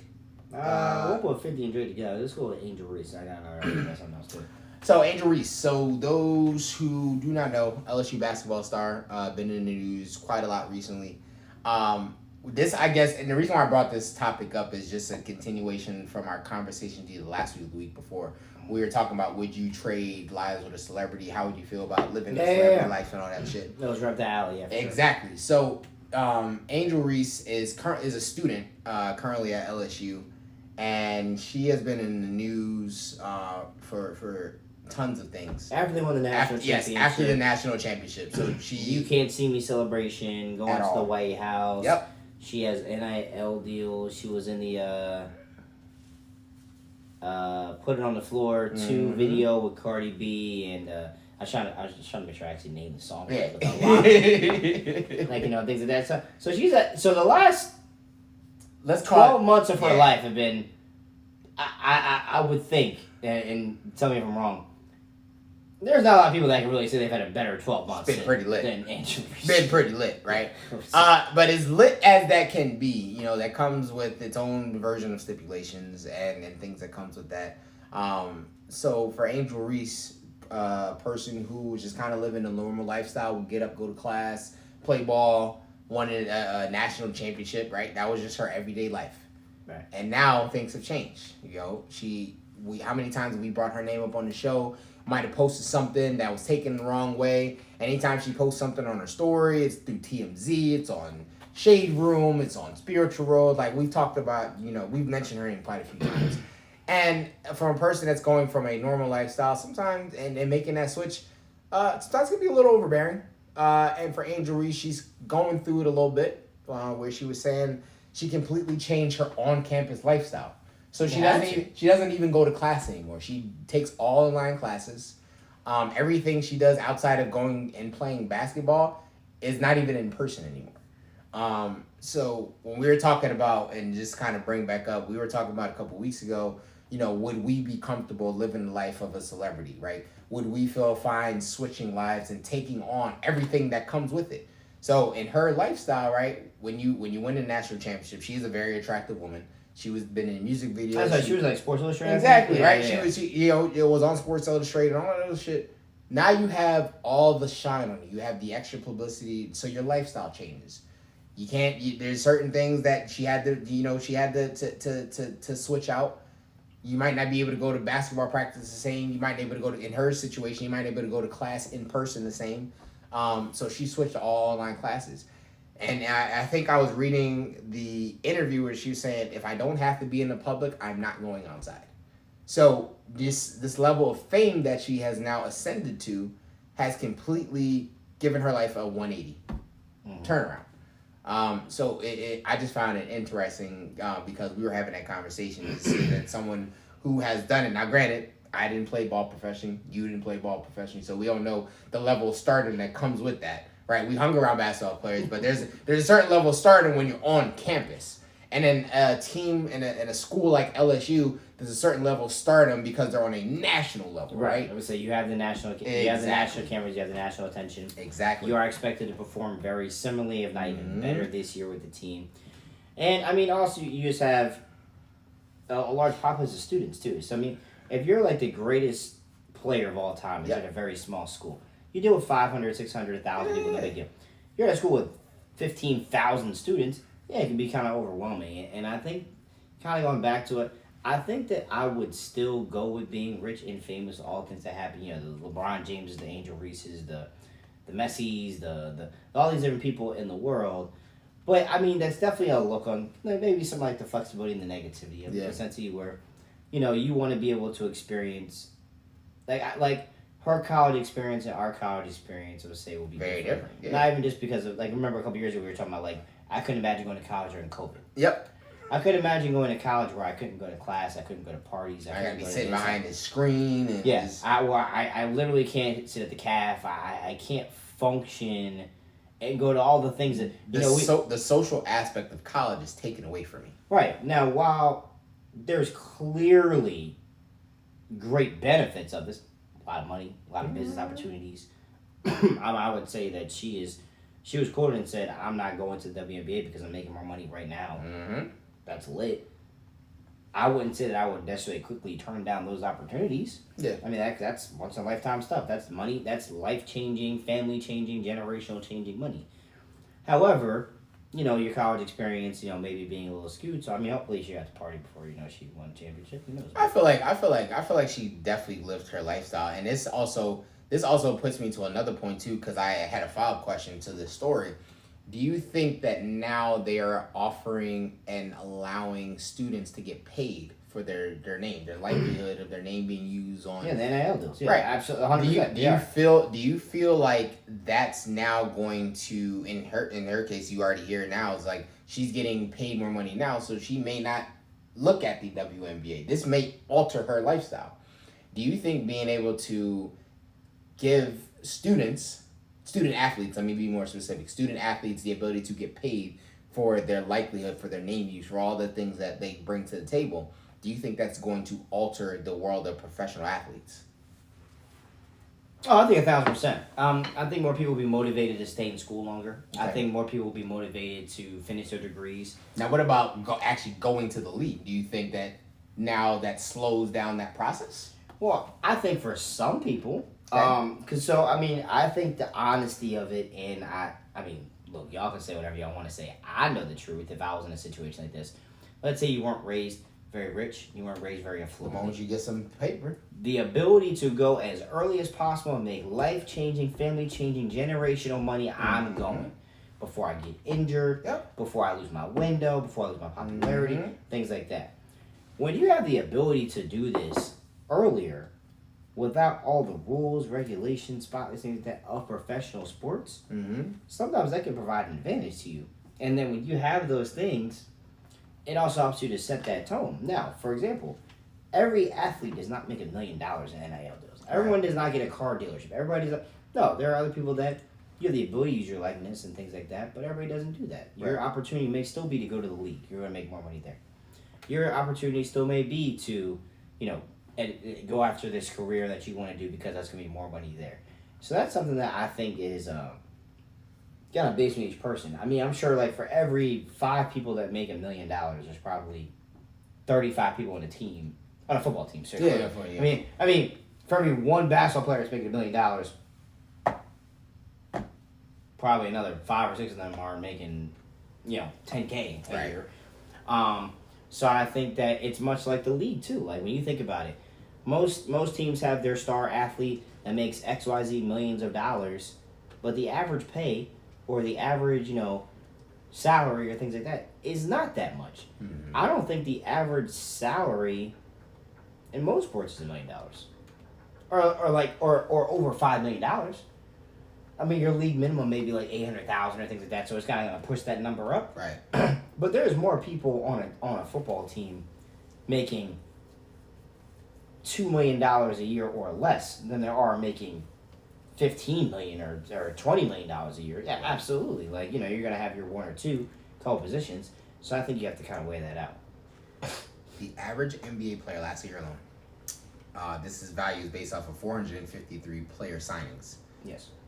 Makes $9.6 million. Well, I mean, you also have 15 players on the team. Oh, yeah. So, yeah, football. So Football, the average player is not making $9.6 million. The league minimum is $1.01 million. So if you make the NBA, you're a millionaire. Give or take. Give or take. I mean, clearly after taxes, Of it's not course, going to be a of million. course. But I'm saying, like, your league minimum is there, you have 15 people, and if you have somebody on your team nowadays with a cap that can make $60 million, that's going to drag that average up. Right. So, like, we were just talking about Jaylen Brown a couple weeks ago signed the 5-year Supermax, whatever you want to call the contract. 5 years, $309 million. If he's making $60 million a year, these four players over here that make $7 million together, and now on the average size, I'm like, oh, everybody's making 10 Why a year. not? Just throw it up. Yeah, no. Right, I'm still making 2.5. I'm still making whatever happens to be, and that option and those things like that. So, Okay. and football is even a wider disparity. Like you have people making 800,000, and people making 40 million. Which, if you think about it, like on the same damn team, I understand it's not the same position, but I'm kind of like, that's kind of wild if you think about it. Like you're literally paying someone $40 million. You have someone else over here with $1 million. Like, Talks about the different levels, buddy. What you bring to the table. it is what it is. How much they trying to cut you. Yeah. So everyone's, I wouldn't say everyone's, a good number of y'all's favorite rapper's been in the news. He being Drake, the light-skinned Canadian hope. What do you do? So we can talk about Drake, but I do want to address the 50 comment because I know you actually saw 50 recently on his said to be last tour ever. Correct. So there's been both 50 and Drake are on tour right now, and I know y'all have been seeing some of the videos that have been coming out of that. Drake has been in the news during his tour of getting bras thrown at him, some being as large as up to the G size. 50 out here just making music. I mean, he getting out here, he taking y'all back down memory lane, but he don't really feel like he getting the same love that the light-skinned Canadian hope is getting. So there was a behind the scenes video that was released at his most recent tour where he felt disrespected. He felt like he needs to either bring Drake on tour with him or get more Drake fans at his concerts because the love that they show him versus the love that they show Drake is inconclusive. He's like, Drake is out here getting bras thrown at him. I'm getting cursed out on stage. So he's kind of going back and forth, and I found that shit kind of funny. I'm not even gonna lie to you. 50 be out here trolling. 50 is like one of the biggest trolls in our era. But yeah, of course. But I don't know. I just found that shit funny. It just kind of goes to show you when you talk about a fan base, and I guess you can speak on this. When you went to that show, was it mostly the average age? Was it mostly people in our age range, would you say? Absolutely. Of course. You go to a Drake concert. Actually, I'm not even gonna lie to you. Our age may actually have been a little on the younger side. There are definitely people that were younger than me there, for sure. Okay. You have people in their 20s. Okay. That were 50 Cent fans, maybe Busta Rhymes fans, Okay. Things like that. But I would say the average age was probably about 36, 37. Because you had the people who, like, when 50 Cent really hit the scene, I would say early 2000, like 2000, 2003. Now, mind you, he has music that dates back to, God, early 2000s, late 90s. I think he was around somewhere before he got signed. I mean, but they really said Get Rich or Die Trying. Get Rich or Die Trying time was 2003. We were in middle school. Yep. So yeah, I think of people that were outside. Shit, we wasn't even supposed to be listening to.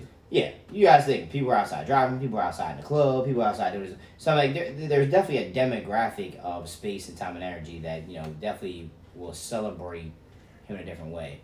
Man, it was just funny him talking about, oh yeah, can I get some people throwing some bras at me? He said there's too many niggas in the crowd. Right. I'm like, well, when you're talking about shooting, killing, and murder and death, I said, sir, most of you getting their shit is niggas. I said that's what you're gonna get. I said we're gonna say every word though. We're gonna be happy to be there. But it's interesting that we're kind of talking about music because it was something else. So I remember a couple of weeks ago, and I'll bring this back all the way, I promise. A couple of weeks ago, there was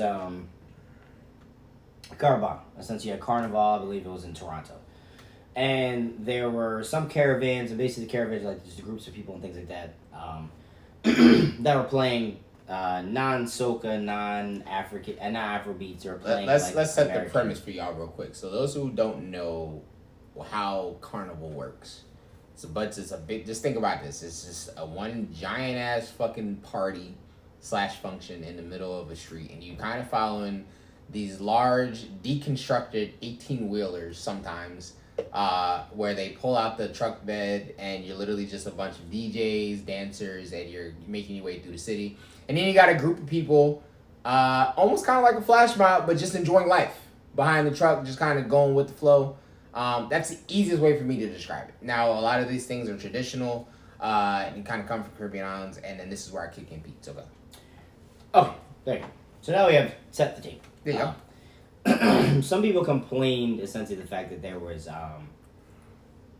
people playing like trap music or people playing like specifically sexy red at some of these places, as opposed to the more traditional music that is usually at these places. And there was an upset and uproar on Twitter, and people were basically saying we don't want to lose the roots of this whole thing. We don't want to lose the traditions by playing these opposite music. People are not here to listen to trap music. They're here to listen to blah, blah, blah, blah. So there were a few different angles that were brought up. There was a few, like one, for example, there was someone who brought up essentially, okay, well, yes, just because we are here at this spot does not mean that you can't incorporate other musics that have clearly impacted some of the artists. For example, a lot of African artists have sampled American songs, American this, American that. You have American vibes, essentially, to be more appeasing. Right. Two, people said, no, leave my traditions. If you don't know what's going on, stay home. Leave us alone. We don't want you here. Gatekeeping, all that stuff like that. Then there were other people that I believe were all about the dollar sign and basically said, hey, if we're going to get these people, new people, different people, to come join us, come hang out with us, come check it out, come vibe, we got to mix in a little bit to kind of attract that crowd. Yep. Mix in a little bit, not overpower it, but essentially bring in a little bit so they feel, because we have no problem taking their money, we have no problem booking their trips, we have no problem having them make extravagant outfits, things like that. So we're commenting the fact and respecting the fact that they're here with our traditions and mixing the traditions together. Yep. So the reason I was asking that was because there was some backlash. So this was one thing, and I'll have you kind of respond to both. So this was one thing. The second part was that recently was said by a lot of record labels right now that it's hard for American music.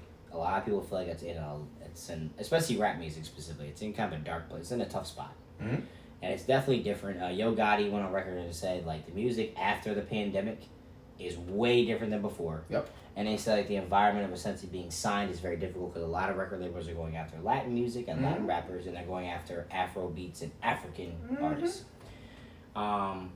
Even though many of these Latin artists and many of these African artists are using samples, using songs, using bites, features, things like that of popular American rappers. Yep. So I guess what I would kind of ask essentially is like, what do you think about the incorporation of American music used with that? How do you feel about Afro beats and soca music being kind of tagged as almost like, oh, there's black people, we have to play this? And then how do you kind of feel about the music scene right now where we're not signing American artists as much. We're looking for these people, but a lot of these people are using the influence and the samples and the ideas and the fashion and the style and things like that of American artists to attract American artists to listen to them. Yeah. How do you feel about it? So I think I touched base on this with you at a couple shows ago, where I was saying and I'm going to use some references to the tri-state area for those who aren't familiar, but it's kind of like going to River Deck these days, right? And those who don't know, River Deck, it's a nice little spot. It's an open bar. It sits literally right on the water, and it's just an open environment, open atmosphere. But every Sunday during your summertime, they have a Caribbean Afrobeats themed type of party, type of vibe between the DJs, the theme, the music, all that stuff. Now, and I made the comment where I was saying, I remember when we used to go to this, let's say a good 6+ years ago versus nowadays. It's completely different. The lifestyle is completely different. The people that show up are completely different. And I'm not even gonna lie to you, bro, it's not the same vibe. Now, with that being said, when you look at Caribana, I think I'm just gonna address this as a Caribana standpoint, because this is a carnival themed, whether it's Caribbean, African, whoever it's themed toward, right? That's taking place in a close country to the United States. So if I am jumping across the border, it's not like I gotta pick up and go to Africa. It's not like I gotta go to the Caribbean. It's one of those situations where, okay, well, I not too far from the United States. So personally, I would expect to hear trap music. The reason being is because you are catering to the people that are attending your event. Okay. Now, is that a positive or is it a negative thing? I think that depends on what do you want to take from this event. If you want Caribana to stick to the roots of what the festival season in the Caribbean, if you want Caribana to mimic the festival season in the Caribbean, you can't be playing trap music. You have to, I understand that you want to incorporate other people. Okay, now, hold on. So, do they play any of it there? It's very, if you hear it. You go to a Jamaican club. Jamaica. If you hear it, you might They're hear playing it. straight Jamaican music, or island music. I don't hear not a popular Drake, Lil Baby, telling you, nothing. If I hear it, it might be 2 to 3 songs. It's not a whole set. What the issue here is that at Caribana there was whole sets of trap music. But I thought they played like a few songs. No. There were whole sets of trap music, right? So if I'm going to Caribana and you wanted to mimic what I'm seeing in the Caribbean island, I'm not playing whole sets. I might play a couple songs here and there. Might bring to be able to bring more people over to my truck, but I'm not playing a whole set. I might pick the top 3 songs that's played in America right now. But then guess what? That 4th song, I'm going right back to DeVito. I'm going right back to Burna Boy. I'm going right back to whoever. I'm going right back to Mystical. Like, whoever I'm playing, I'm going right back to them. I might even do a little stick. The other Mystical. Yeah, no, not Shake. My bad. Right, not that nigga. My bad, not that nigga. I said Mystical. I didn't think it was my bad, y'all. I said, hold a goddamn minute. So to that point, they play Mystical, they play Lil Baby. To that point, I feel like you have to define what you want Caribana to be. And if you want Caribana to mimic what you're seeing in the islands, you cannot play a whole set of trap music. Now, granted, trap music to people who are non-islanders, to more people who are more Americanized, you're gonna pull in that crowd. So if I'm getting on the ones and twos and I'm playing a Lil Baby, Migos, Drake set, and whoever else, yeah, a little something. Yeah, I'm going to pull in that crowd of the Americanized people who may not know the fucking Vibes Cartel set that I played previously, right? Now, Jesus. right. But at that same time, Man, if at the back of the creek, I know that if I am specifically gearing Caribana to the people who come from the United States, then I would expect to hear trap music. But if Caribana is going to be an event that mimics Juve, an event that I can go down all the different festivals out of the Caribbean, right? If it's going to mimic that, you cannot play a whole set of trap music. That's just my personal opinion. Okay. So, as the all-American kid on the songs bad boy. So I think what I would say is I see both sides. So part of it, everything's about a bottom line. Let's keep it 1,000 here. When you're throwing a party somewhere, you want that place packed. You want that place whamming, wherever it's to be. And when we talk about, and there's plenty of Caribbean places that we can talk about. We'll keep talking about that same spot. Facts. Riverdale.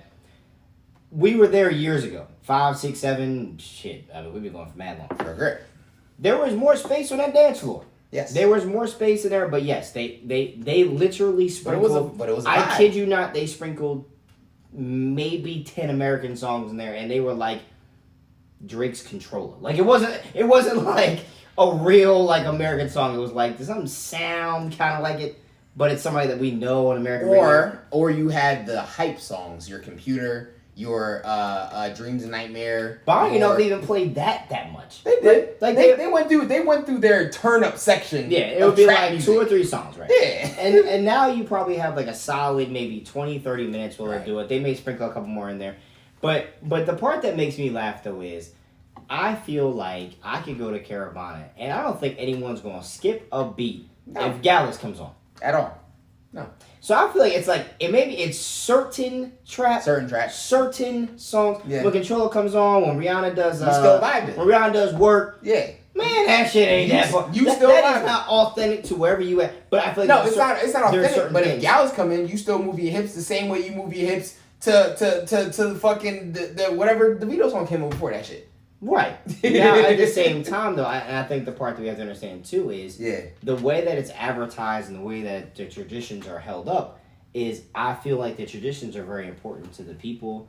And if you want other peoples to come experience it, you have to have things that make them want to feel incorporated or included. Now, yes, I don't think you change the whole thing, but I always joke about when you have mixed crowds, for example. Mm-hmm. You know, black, white crowds, this, then a third. You got a public place. The DJ's spinning. You have to spin a little bit of everything. Yep. Everyone starts laughing when Sweet Home Alabama comes on. Yep. Why? Because it's popular enough amongst black people that we laugh and sing the couple words. Or what's the other one? I don't care. Right. That shit, right, exactly. I don't know what it's called. Right. But I know the shit if I hear it. And the thing is, like, when you spin that, it brings enough of other people to that. Yes. But it's like, oh, well, no, this is not my music. Yeah. Oh, and they go right back to everything else that it was. But they know there's a few people in here. They know they have to accommodate these things. And I think until you get away from everything being a bottom line, if I'm running a Caribana, I want 1 million people there. Yep. I can have 450,000 traditionals. Like, true, I don't have to play a single word in English. I can play all Afrobeats, I can play all soca. They'll enjoy it, they'll do this, that, and third. Or I can book every hotel in the next 4 miles in every direction. I can bring this and bring that. But I can't have, I think the alternative is what happens is, and I remember sometimes traditions with that especially too, is that I've been to parties like that, and you kind of don't know some of the stuff. Of course. So there's some things where it's like, all right, like the true traditional people, like they know all the words, and they go on for hours and hours. But there's a certain part that some people get to, and it's kind of like, all right, I don't know this. So you have more people standing, not because the DJ's doing poorly, not because the song's not lit. They just don't know what the hell's going on. No idea what's happening right now. I don't speak the language. I don't know what the man's saying. Yep. I don't know the dance because Lord knows all got some kick, jump, hop, start, cartwheel, twerk, do whatever it happens to be. I'm like, I didn't get the first 12 steps of that. I'm a dancing motherfucker. Like I didn't even see what happened at first. So I think that part of it is also the bottom line. Like, okay, we want as many people incorporated as possible. So we're going to sprinkle in 20 minutes of this or 20 minutes of that. Or just flat out be like, hey, yo, here, we'll get DJs that will play these things and do these things. Just hopefully you spin it better and mix it in than just having like one random truck somewhere that's kind of like the whole parade stops at this place and it's like, well, what are you doing? Like, what are you doing? Like, everyone else is doing. So I understand protecting those traditions and things like that. Now, to the second half of it, essentially, where it's kind of hard for people to say, oh, well, we don't, like, not being cultured or doing this and doing that. I feel like people will feel comfortable where they're incorporated. So I feel like if it's something that you can relate with, it's something you can understand, something that's catchy, something that brings you in. Most of the time, when you hear a new artist, what is the reason you listen to that new artist? Either the one or two things. Either I stumbled upon it by accident, it was a fire ass song, right, or one of my peoples put me on it. Right. Oh, okay. Those two things, or the third one, which I think is very popular. They have someone featured in that you listen to. Well, that too. Yeah. So you always think about, all right, well, this artist, I really know they might never listen to them, but like they had a feature with this song, so listen to this person. Now I started exploring. Mm-hmm. And sometimes I feel like, all right, well, I don't really know much about this, but like I went up there, I experienced a little bit of this music, experienced a little of that, and now I see how this kind of works and how this gets down, and now I can kind of experience it. And I think that it's a balance. Yes, I don't think African artists have done better than they have in the last 2 or 3 years in America. I think in history, like not even extra between even artists like people forget French Montana's from Morocco. He's one of the highest selling African artists on the face of the planet. Whether you like him or not, that's not even a question. Wizkid, Burna Boy, the list goes on and on and on, and that's easy pickings. There's a lot of other artists, and I want to not shed light on them also. Latin artists, you have Bad Bunny runs the world. Like you have rappers all day long, but I feel like you still do kind of have to incorporate some of these things to kind of get them to jumpstart and kind of make sure that people aren't alienated. At the end of the day, it's about a bottom line. And I think that as long as that bottom line is still there, I feel like you're still going to continue to mix cultures and you're going to chase things. There are a lot of great American rappers right now. I feel like you're just going to sign the hottest thing on the planet because you're a business. Yep. I want to sell tickets right now. I don't want to have somebody be like, all right, cool, you get lucky with a Pop Smoke. Mm-hmm. A Pop Smoke, you signed him. He blew up. The Baby when he first started. Some of these other people that, literally like caught fire the second they started and went. There are other people that it took some time. Like, they kind of like, all right, we heard of you. But then, for example, Kendrick Lamar had mixtapes for mad long. For a while, yeah. And then kind of all of a sudden, kind of caught some fire, got some albums, and next thing you know, this man that can't walk in the street without having a following and things like that. Right. But those underground people, but did he ever... So I think sometimes what takes longer for some people to get to their bottom line is, are you willing to do the features with other more popular artists? Are you willing to get signed to somebody and have somebody promote your music a certain way? And I think that African artists right now, Latin artists specifically, a lot of the rappers, they're willing to be like, hey, look, the money's in America. Mm-hmm. So we gonna make something. Hey, look, we may do a little Spanglish, may do a little whatever. We talked about this shit on, and I think I brought it up. There was and as you were talking about this, I was literally thinking about this interview. There was an interview with Ed Sheeran. This is maybe about 2 to 3 years ago, and this was right after DeVito made the comment on the BET Awards that same year, where DeVito was literally like, hey, like, look out for us over the next 3-4 years. I want to start doing tracks with American artists. Yeah. And then the Afro fusion, Afro beats wave just took off. And Ed Sheeran said in this interview specifically, because I remember I quoted this shit on the show, where he was like, be on the lookout over the next 3 to 4 years. All of our American music is going to be second nature to Afro beats, to Latin music, to Indian music. Like the people who are making moves now are all international artists. A lot of them, and I feel like a lot of American artists are kind of, I'm not going to say stuck in like a circle, but a lot of the content. And I think like once we start making, look, I'm going to be honest with you. Once you start making happier, more family friendly, more like, like your most popular song you can play at a cookout with children. Hey. Like, I think that's the problem. Like, the most popular songs for like some American rappers, I'm not saying that I don't listen to them and I don't like them. But it's not family friendly. The most popular song. Now I'm not gonna say that Homeboy doesn't cuss in the song. It's not the most family friendly. But Burna Boy, for example, the song Lies, yeah, you can play it anywhere. People don't know what the hell he's saying half the damn song, and he definitely does drop some words in there, like profanity. But essentially, it's a feel good. Like you can't shoot feel good rhythm. You can't shoot the block up. You cannot twerk. You cannot. My pussy's better than your pussy. I fucked your baby dad. Like you can't do that forever. Yeah. You're going to alienate certain people. You're going to alienate certain things. And I feel like when people and the messages all start to run together, yes, you're gonna have people who are better at the message. But again, 50 Cent was not the first person who said the line "Get rich or die trying." Yeah. 50 Cent's not the first person to have oh yeah, I got people who are trying to kill me. But Many Men is a legendary song above many other songs at the time that talked about people wanting to get their head knocked off. I'm not gonna lie to you. I wish a lot of y'all knew some of the shit that was like lyric wise that was said in these Afro beats and Afro fusion songs. I'd be looking them shit up. Sometimes they don't be talking about shit. It's just a fire ass beat, and y'all we just be vibing to that shit. Burna Boy said that shit in an interview too. He was like, I don't even know what half this Afro beat shit is. He was like, this is people just making shit up. He was like, I feel like I started the Afro fusion like mix, and I'll give him credit for that. Between him and Davido, I don't know who started it, but he definitely had his hand in that shit.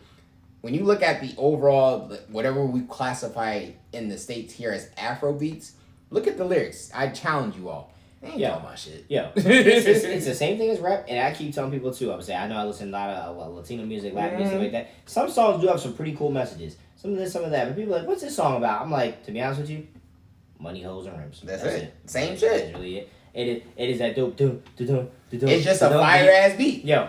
And they just talking about they money in a different way. They talking about what girls they get a different way. Yep. And it sounds cool because you don't understand what they're saying. But I'm like, at the end of the day, the whole album is about the same stuff. Yep. I would say they said the same thing that your favorite rapper said in America. It's just more catchy and it's new and whatever it has to be. So yes, sir. I mean, it's just a different vibe. I don't want to take anything from either side, but I do definitely understand the incorporation of that music, but also holding on to traditions. So I would say that, like, I would never want to go to Caribana and it'd be all like trap music, but at the same time,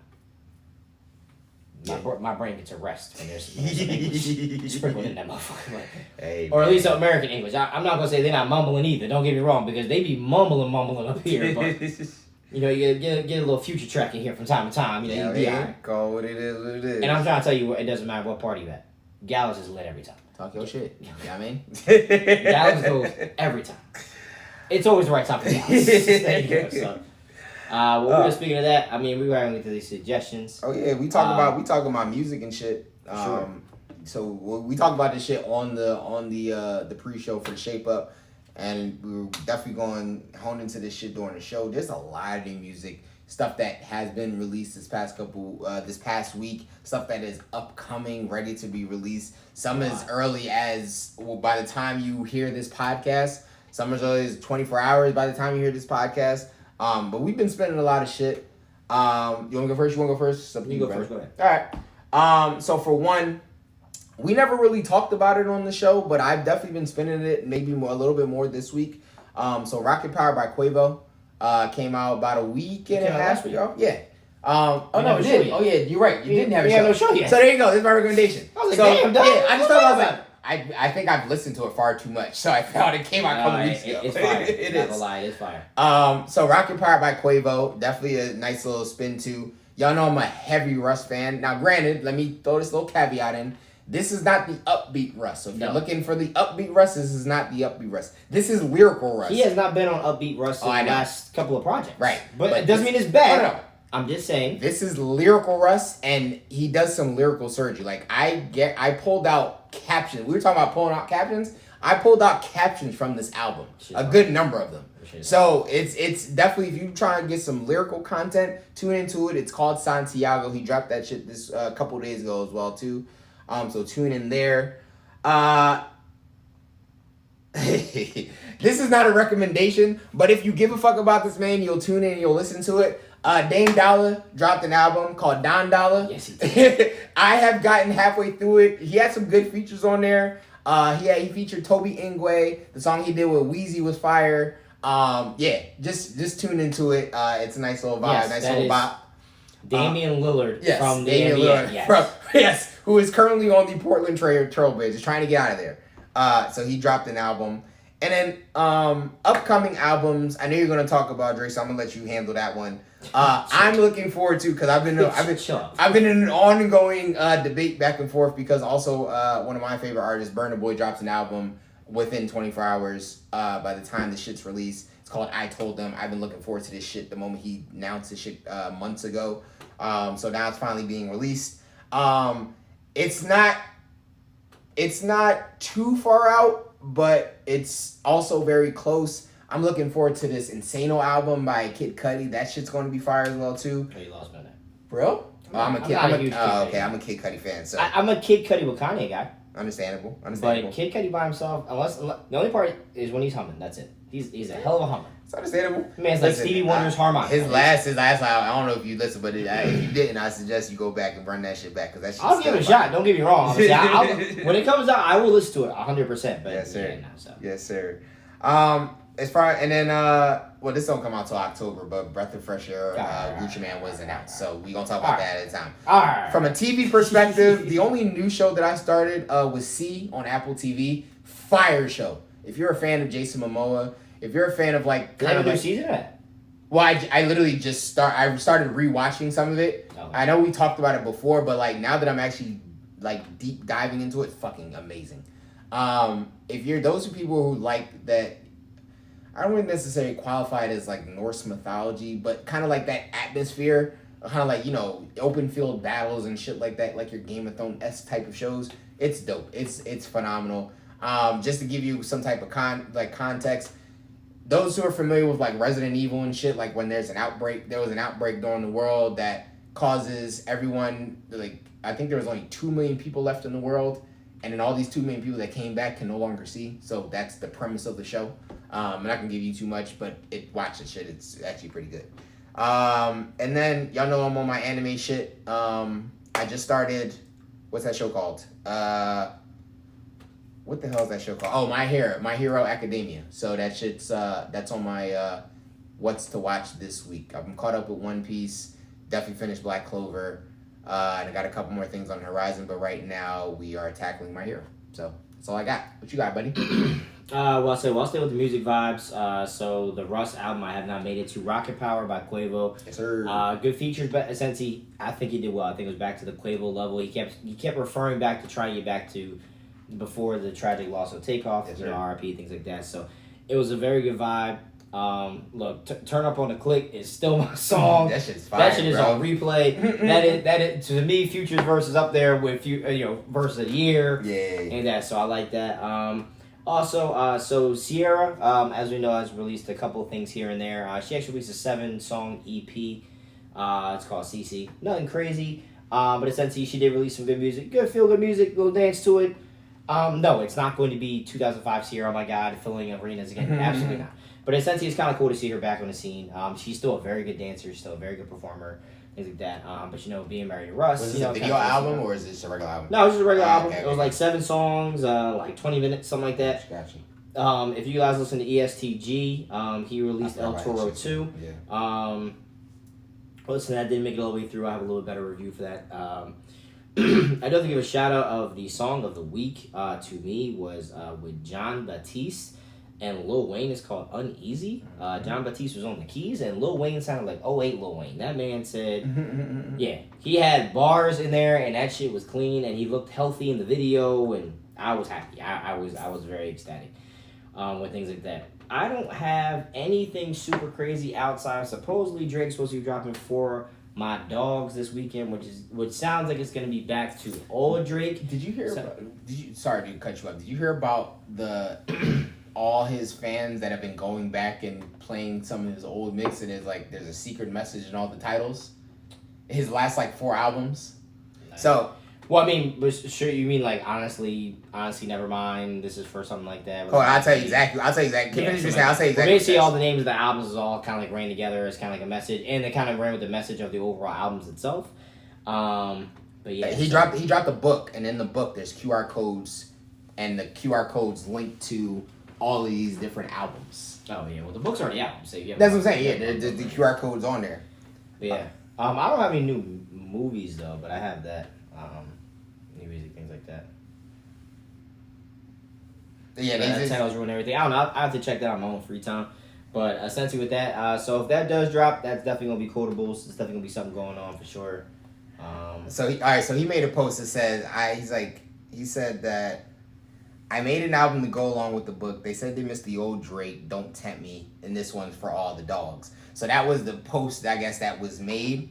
He posted that months and months ago. That's what I'm saying. And then when he was on tour, people were talking about how he ended each show with a different song. Basically, he's trying to get back to having the old Drake. He's trying to mix the playlist up and things like that. So goes, so the album's in together. I was a certified lover boy, but honestly, never mind. Cause it's her loss. This one is for the dogs. This one's for all the dogs. Oh, I didn't hear that. Yeah, Okay, yeah. That was like, I was kind of doing if that was how the other one was a three-peat. They basically was three-peat, but they Yes. think this is the fourth part. So I'm excited for. I mean, look, I'm a Drake fan. Clearly, so I mean, if Drake drops something, it's gonna happen. It's gonna go to number one. It's gonna be streamed all over the place and things like that. But yeah, no. And I've actually been spinning back to some R&B and things like that this week too. So okay, that's all I got, man. That's what's up, man. Hey, listen, man. It's been a week. It definitely has been a week, man. We wouldn't be at this point of the week if it wasn't for y'all. Y'all keep us going each and every Wednesday. We love rocking with y'all. We love when y'all come in and keep things interactive. Those who are in the Twitch comment section, we appreciate y'all. Those who are vibing with us on the pre-show, y'all know we drop it each and every Wednesday, 9:30 p.m. Eastern Standard Time. Those who come in the comment section, listen, if you have not made your way to come on the live with us, to come take a shot, to come shout out your business, sometimes just come shoot the shit with us, right? To see what's going on with us, right? Listen, y'all comment section be vibing, but we definitely appreciate those who take the time outside of bonding hours to come and vibe with us, come take a shot with us. So we appreciate y'all. We wouldn't be anything without y'all, man. New episode drops by the time you hear this. It will be far beyond 11 a.m. Eastern Standard Time. The new episode drops every Thursday, 11 a.m. Eastern Standard Time. You feel me? As we say each and every week, man, SOS share our shit. Yo, support is free, B. We're nothing without you guys. And of course, I'm saying, look, the live be live at 9:30 every Wednesday. New episode every 11 o'clock. If y'all got some new ideas and new things that you want us to talk about, topics you want us to talk about, questions you want us to talk about, some kind of challenge, some kind of whatever happens to be, just let us know. Send it to us, man. We got time. People are doing drafts. We should have did a draft show at the end of the day, you know. But look, I mean, y'all be good. It's all good. Good luck. Football's on its way. It's almost there, kids. It's almost there. And fellas, if you bought your own Madden, tell her to lower her voice. That's all you gotta say, man. But look, all I'm gonna say is this: if you bought your own Madden and you are buying your own 2K, hold on now, she got another chance. That's another chance. I'm just saying. If you bought your own Madden, tell her to lower her. Tell her to take it down a couple notches. That's it. If you buy your own 2K, I got something for you at that point in time. But for now, it's your boy Pedro. Thank y'all for tuning in for the Fresh Cuts Pod, man. We appreciate y'all. We love y'all. And just like that, we out. Appreciate Peace y'all. Out. Man,